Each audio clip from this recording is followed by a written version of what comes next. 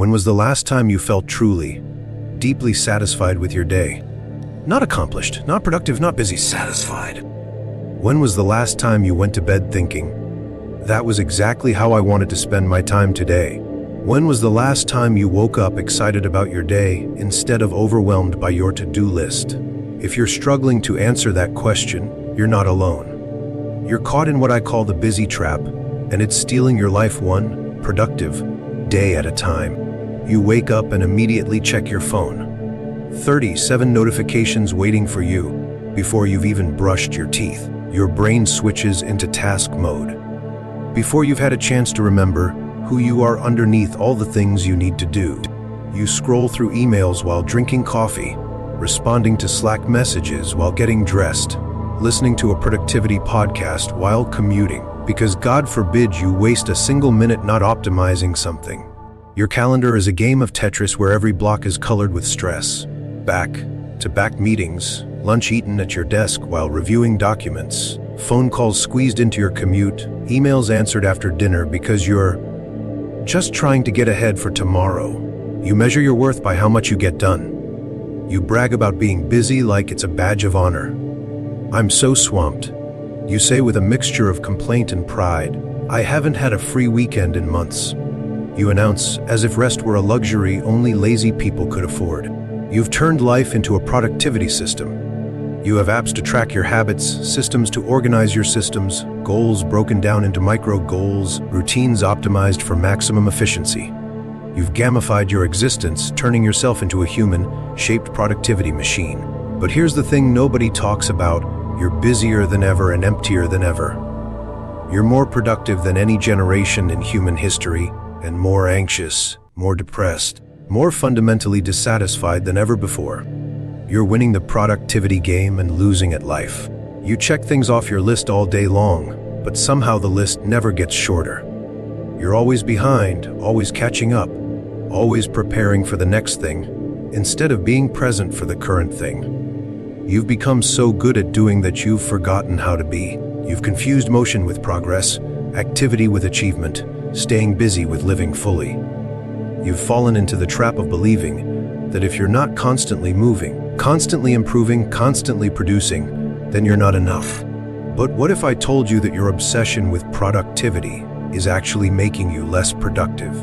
What if your need to be constantly busy is preventing you from doing the work that actually matters? What if your fear of wasting time is causing you to waste your entire life? What if the very thing you think is making you successful is actually making you miserable? You know this feeling?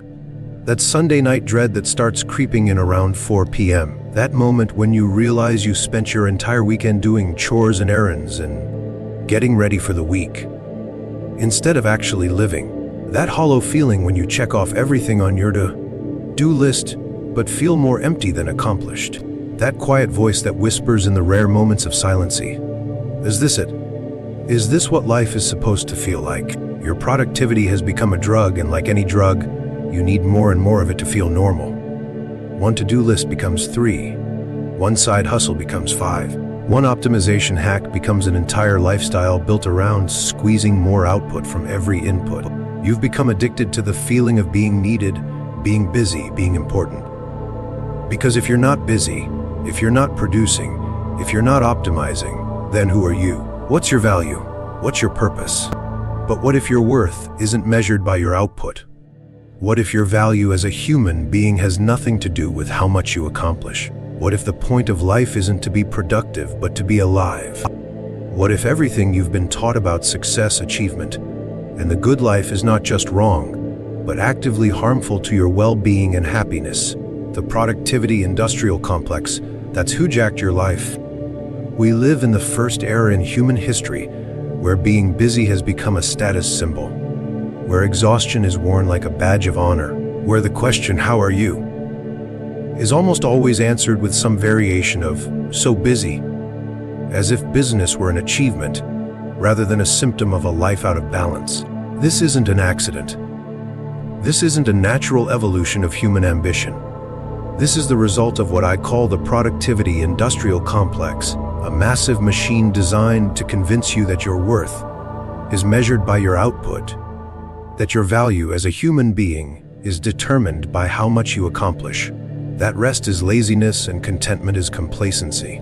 The productivity industrial complex includes the endless stream of self-help books promising to unlock your potential, the productivity gurus selling you systems to optimize every minute of your day, the apps and tools and hacks designed to squeeze more efficiency from your existence, the social media culture that celebrates the hustle and glorifies the grind. It includes the companies that expect you to be available 24/7, the culture that makes working late seem dedicated rather than dysfunctional, the education system that teaches you to measure success by grades and achievements rather than growth and understanding, the social environment that asks, "What do you do?" before, "Who are you?" But most insidiously, it includes the story you tell yourself about what it means to be a good person, a successful person, a worthy person. The story that says idle hands are the devil's workshop, that time not spent producing is time wasted, that rest is something you have to earn through exhaustion. This industrial complex has convinced us that humans are basically machines that need to be optimized for maximum output. It's taught us to think of our bodies as vehicles for productivity, our minds as computers that need to run more efficiently, our emotions as inconvenient interruptions to our performance. We've internalized the language of business efficiency and applied it to our personal lives. We talk about work-life balance as if life were just another department in the corporation of ourselves. We set personal goals and track our progress and optimize our routines as if we were quarterly reports instead of complex human beings with needs that can't be measured in metrics. The framework of constant productivity has rewired our brains to feel guilty during any moment that isn't visibly productive. We can't take a walk without listening to a podcast.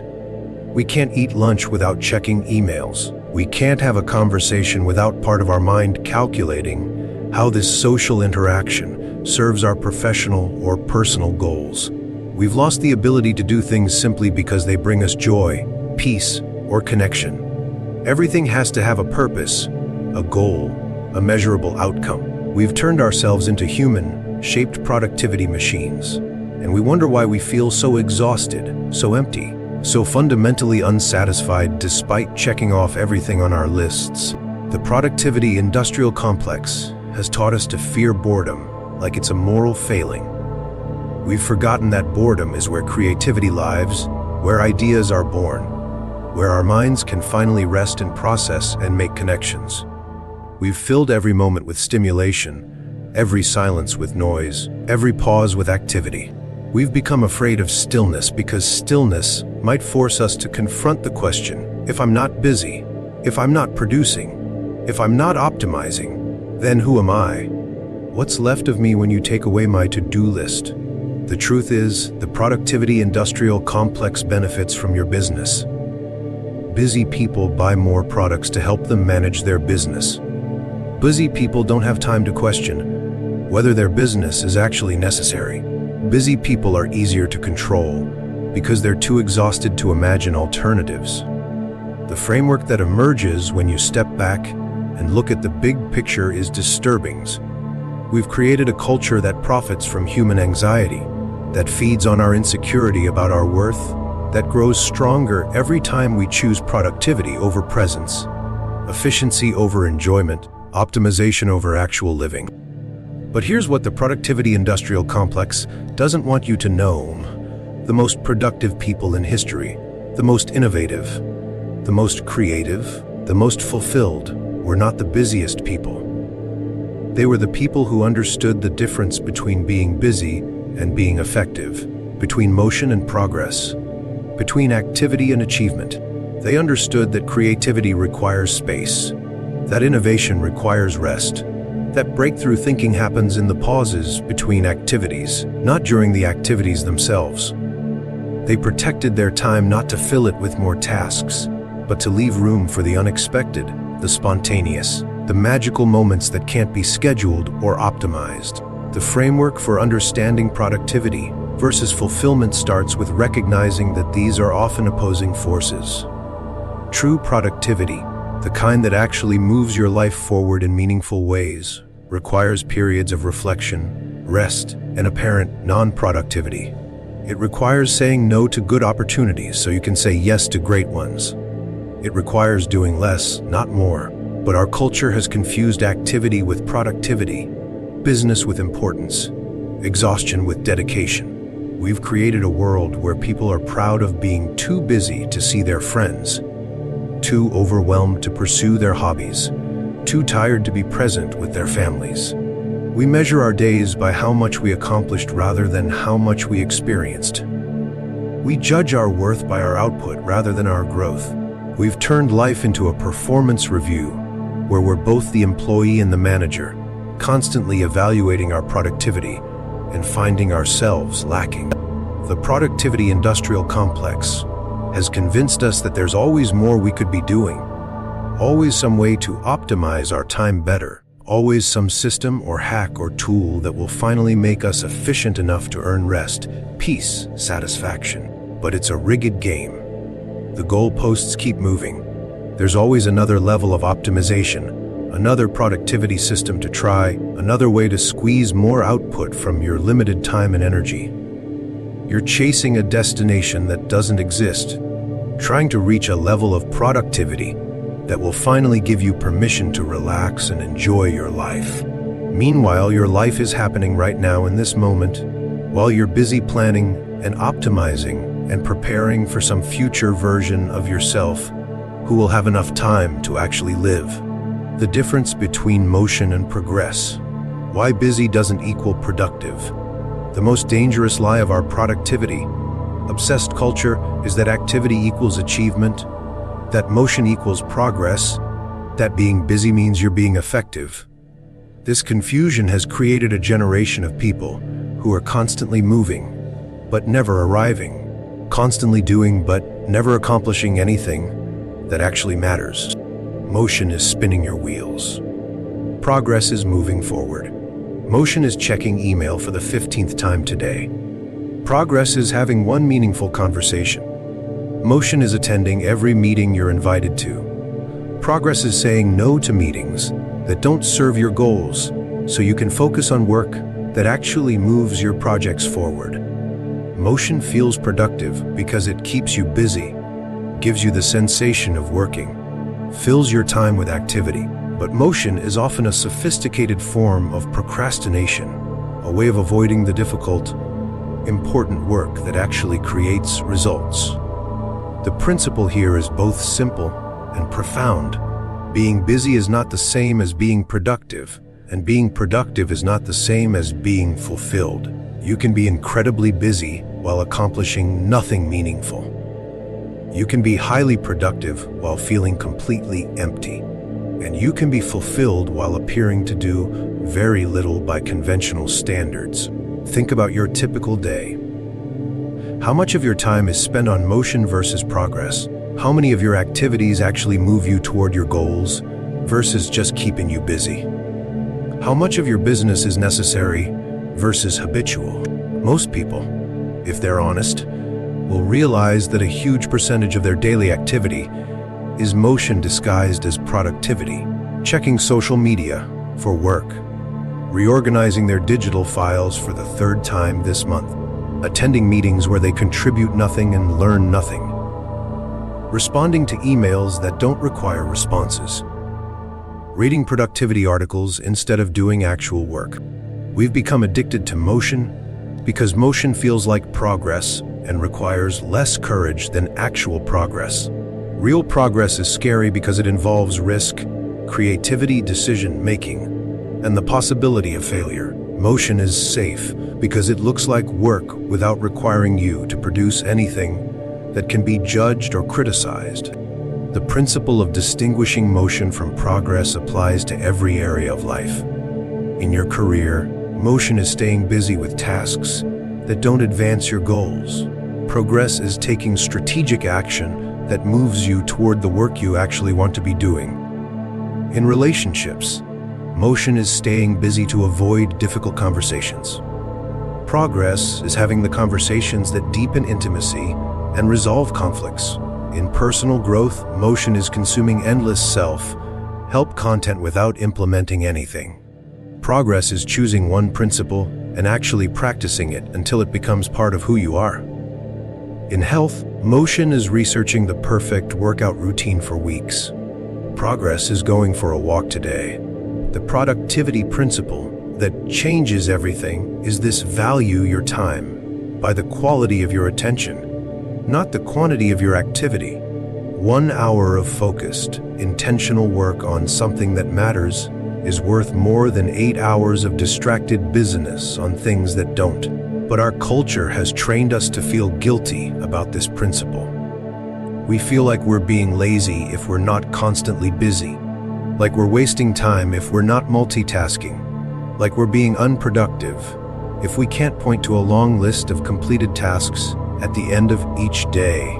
This is backwards thinking.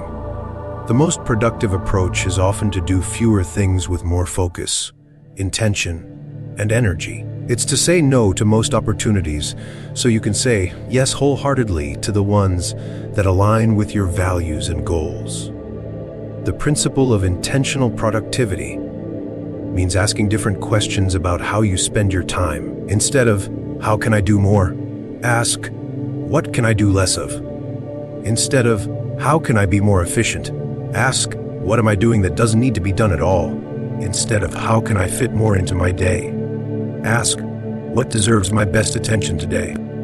This shift in thinking is revolutionary because it moves you from being reactive to being intentional, from being driven by external demands to being guided by internal priorities, from measuring success by output to measuring success by impact and fulfillment. The principle also reveals why rest and reflection are not unproductive activities, but essential components of true productivity. Your brain needs downtime to process information, make connections, and generate insights.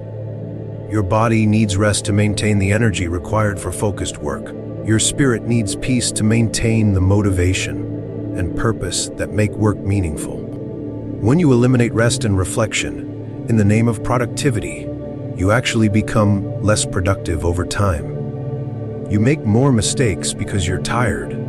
You miss opportunities because you're too busy to notice them. You lose creativity because you never give your mind space to wander and make unexpected connections. The most productive people throughout history understood this principle intuitively. They protected their rest time as fiercely as their work time. They knew that their best ideas came not during intense work sessions, but during walks, baths, naps, conversations with friends.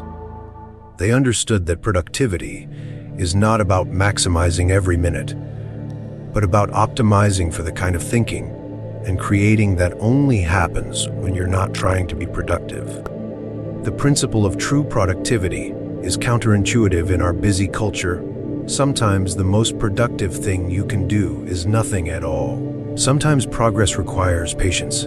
Sometimes the best action is no action. Sometimes moving forward means first stopping to figure out if you're going in the right direction. This doesn't mean being lazy or unfocused. It means being intentional about when to work and when to rest, when to push and when to pause, when to say yes and when to say no. It means understanding that your energy and attention are finite resources that need to be invested wisely rather than spent carelessly. The principle teaches us that fulfillment comes not from doing more, but from doing what matters, not from being busy, but from being purposeful, not from maximizing our time, but from aligning our time with our values. Michael's awakening from productivity, addict to purposeful human. Let me tell you about Michael Chen, a 29-year-old marketing manager in Seattle who had turned his life into a masterclass in optimization. His morning routine was choreographed down to the minute. 5:30 a.m. wake up, no snooze, straight to meditation app for exactly 8 minutes, followed by a cold shower, bulletproof coffee, and a review of his daily objectives while listening to a business podcast at 1.5x speed. Michael's phone was a command center of productivity apps. Todoist for task management, Rescue Time to track his digital habits, Forest to stay focused, Calendly to optimize his meeting schedule, Notion to organize his entire life into databases and templates. He had morning routines, evening routines, workout routines, meal prep routines. He had optimized everything. His calendar was a work of art, if you consider stress and exhaustion artistic.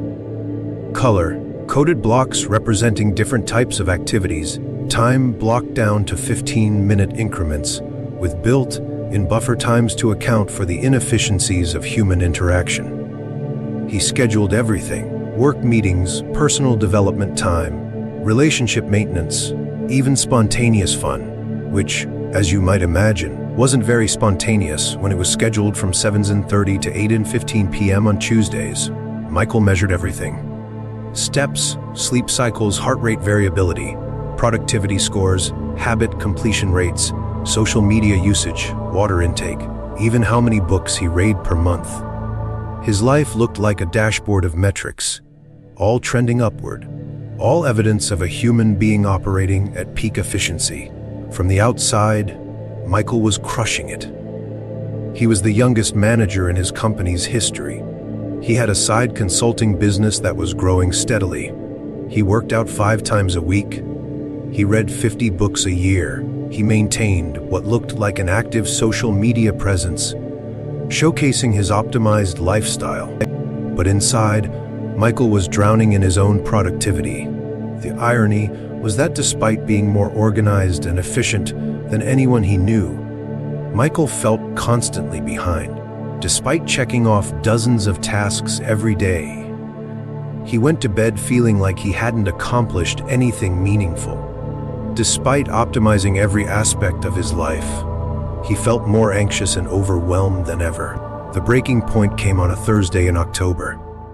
Michael was in back-to-back meetings from 9 a.m. to 6 p.m., eating lunch during a video call, responding to Slack messages between presentations, feeling like a human pinball bouncing between other people's priorities and urgencies.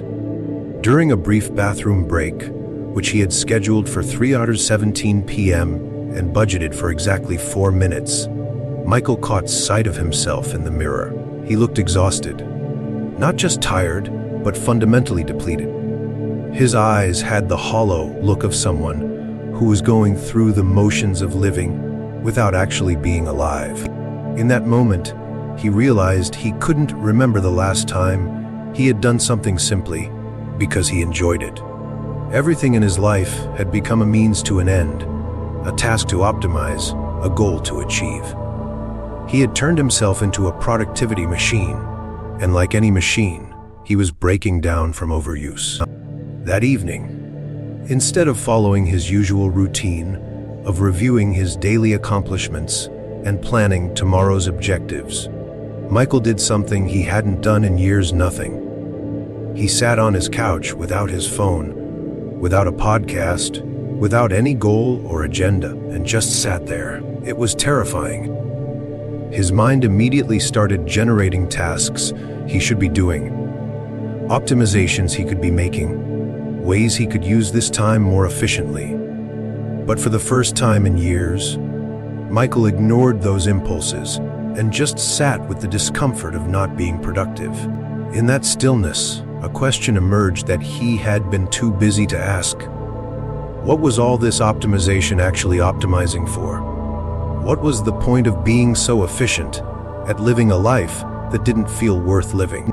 Michael began to realize that he had confused being busy with being important, activity with achievement, optimization with satisfaction. He had become so focused on doing things right that he had stopped asking whether he was doing the right things. The next morning, instead of launching into his usual routine, Michael tried an experiment.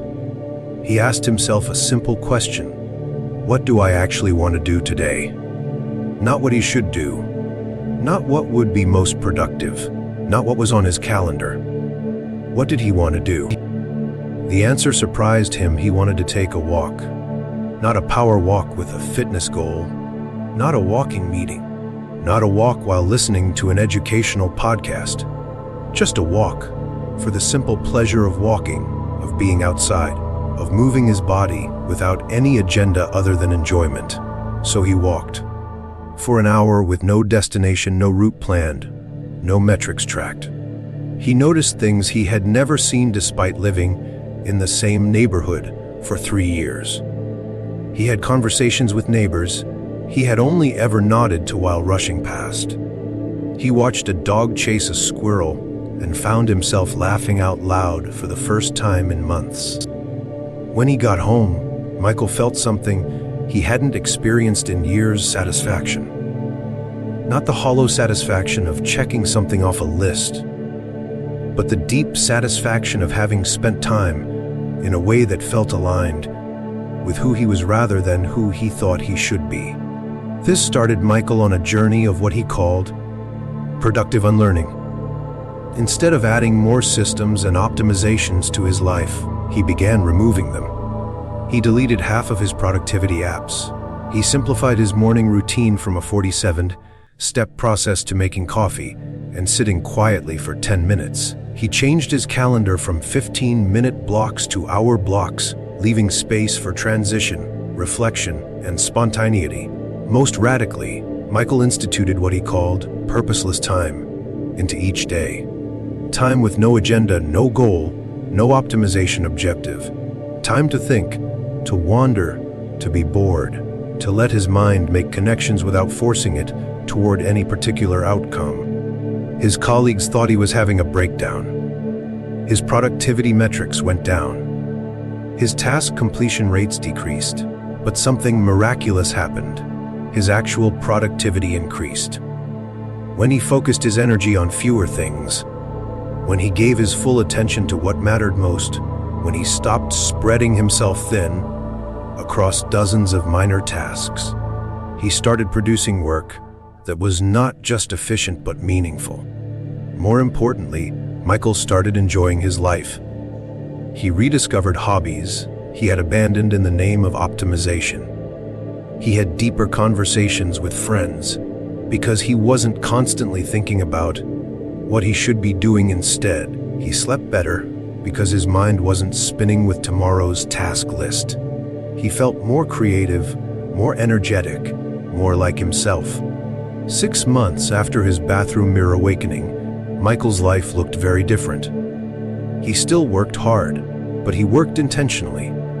He still had goals, but they were aligned with his values rather than external metrics of success. He still used some productivity tools, but they served him rather than the other way around. Michael learned that true productivity isn't about maximizing your output. It's about aligning your actions with your purpose, your energy with your priorities, your time with your values. It's about doing less but doing it with more presence, intention, and joy. The most profound change wasn't in what Michael accomplished, but in how he felt about his life. Instead of feeling like he was constantly chasing some future version of productivity perfection, he felt present in his actual life. Instead of measuring his worth by his output, he found worth in simply being human. Michael's story isn't about abandoning ambition or becoming lazy. It's about recognizing that the best productivity system is not a system at all, but a set of principles: do what matters, rest when you need to, and remember that you are a human being, not a human doing. Today, when people ask Michael for productivity advice, he tells them the same thing that changed his life. Before you optimize your time, make sure you're optimizing for the right things. Before you try to do more, make sure what you're doing is worth doing at all. Before you make your life more efficient, make sure it's a life worth living efficiently. The busy trap had made Michael incredibly good at being busy and terrible at being happy. Breaking free didn't make him less successful. It made him successful at things that actually mattered. Your escape plan from busy to meaningful. The time has come to break free from the busy trap that's been holding your life hostage. But this isn't about adding another productivity system to your collection or optimizing your way to freedom. This is about fundamentally changing your relationship with time, activity, and what it means to live a meaningful life. Your escape plan starts with something radical: a business audit. For the next 7 days, you're going to track not just what you do, but why you do it. Every activity, every task, every commitment gets evaluated with 3 simple questions. Why am I doing this? Does this align with what I actually value? If this activity disappeared from my life tomorrow, would I miss it? Create 3 columns: essential, important, and busy work. Essential activities are those that directly support your core values and life goals. Important activities contribute to your well-being or relationships but aren't absolutely critical. Busy work is everything else, all the motion without progress, all the activity that keeps you occupied but doesn't move your life forward in any meaningful way. Be brutally honest. That meeting you attend every week where nothing gets decided. Busy work. Checking email every 10 minutes instead of designated times. Busy work. Reorganizing your files for the 3rd time this month instead of working on your actual projects. Busy work. Following productivity influencers on social media instead of implementing one simple system consistently. Busy work. The goal isn't to eliminate everything in the busy work column immediately, but to see clearly how much of your life is spent on activities that don't matter to you, that don't align with your values, that exist simply because they've always existed. Next, implement the stop doing list. This is more important than your to-do list, because what you don't do determines what you have energy for. Write down 10 things you're going to stop doing. Not someday, not when things slow down, not when you find a replacement. Starting now. Stop checking email first thing in the morning. Stop saying yes to social commitments that drain your energy. Stop consuming productivity content and start implementing one simple system. Stop multitasking and start single tasking. Stop scheduling every minute of your day and start leaving space for spontaneity. Stop measuring your worth by your output and start measuring it by your presence. Create purposeless time blocks in your schedule. This sounds counterproductive to your efficiency, trained brain, but it's the most important element of your escape plan. Schedule time with no agenda, no goal, no optimization objective. Time to think, to wander, to be bored, to let your mind make connections without forcing it toward any particular outcome. Start with just 15 minutes a day. No phone, no tasks, no stimulation. Sit quietly, take a walk, stare out the window, lie on the floor. Your mind will resist this initially. It will generate urgent tasks you should be doing, important optimizations you could be making. Thank it for its concern and continue doing nothing productive. This purposeless time is where your best ideas will come from, where you'll remember what you actually enjoy, where you'll reconnect with the parts of yourself that exist beyond your productivity metrics. Implement the one thing rule. Each day, identify the one activity that, if completed, would make you feel satisfied with your day regardless of what else you did or didn't accomplish. Not 3 things, not 5 things. One thing. Focus your best energy on that one thing and treat everything else as optional. This forces you to distinguish between what's urgent and what's important, between what feels productive and what actually moves your life forward. Most days, you'll find that completing your one meaningful thing feels more satisfying than checking off 20 minor tasks. Practice the art of strategic quitting.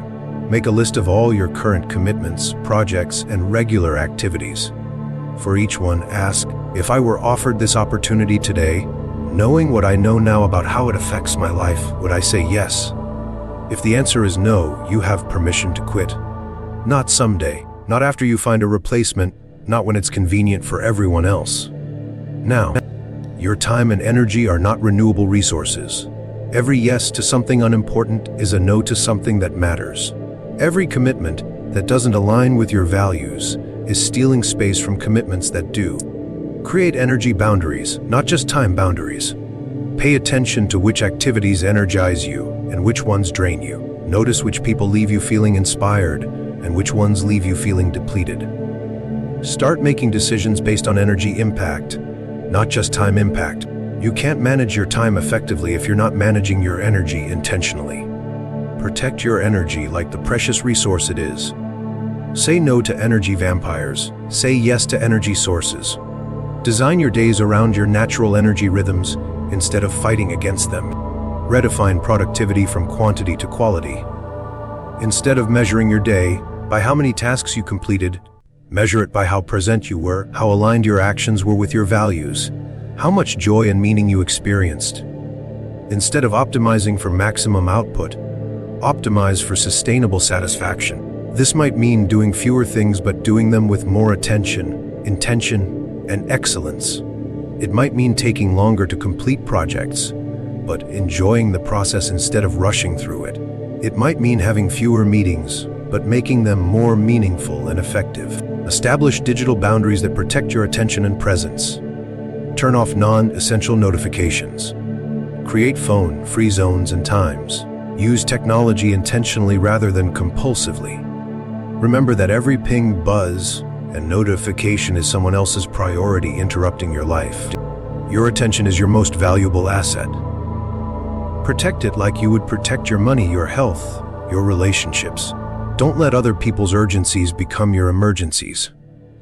Don't let the digital world dictate the rhythm of your real world. Finally, practice the revolutionary act of being present. In a culture obsessed with productivity and optimization, simply being fully present in whatever you're doing becomes radical. When you're eating, just eat. When you're talking to someone, just listen. When you're walking, just walk. Presence is not a productivity hack. It's not a means to an end. It's the point. It's where life actually happens, where joy actually lives, where meaning actually exists. All the productivity in the world is worthless if you're not present enough to experience your own life. Your escape from the busy trap isn't about finding a better way to be busy. It's about remembering that you are a human being, not a human doing. It's about choosing meaning over motion, presence over productivity, being over doing. The life you actually want to live is waiting for you in the spaces between your tasks, in the moments you've been too busy to notice, in the joy you've been too productive to experience. Stop optimizing your life and start living it. Stop managing your time and start enjoying it. Stop being busy and start being present. The busy trap promises you that someday, when you've optimized enough, accomplished enough, produced enough, you'll finally have permission to rest, to enjoy, to be satisfied. But that someday never comes because the trap keeps moving the goalposts.